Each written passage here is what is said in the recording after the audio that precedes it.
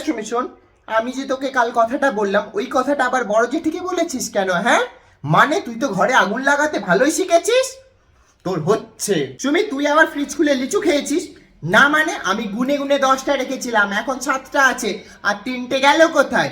মিথ্যে কথা বললাম। কি হয়েছে? টমেটো না, টমেটো নেই তো। আর তুই কি রে সারাদিন এটা ওটা চাইতে চলে আসিস? আমি এখানে কি দান ছত্র খুলে বসেছি? আজকে লাস্ট, আজকে আমি 2টো দিচ্ছি, আগের দিন 3টে নিয়ে গেছিলি, মোট 5টা আমাকে কাল দিয়ে যাবি। এনে কি চা? আমার হয়তো বাড়িতে একটা কোনো কথা বলো না, এখন আমার কাছে আবার চা চাইছো? যাও নিজে গিয়ে করে খাও, আমি পারবো না দিতে, যাও।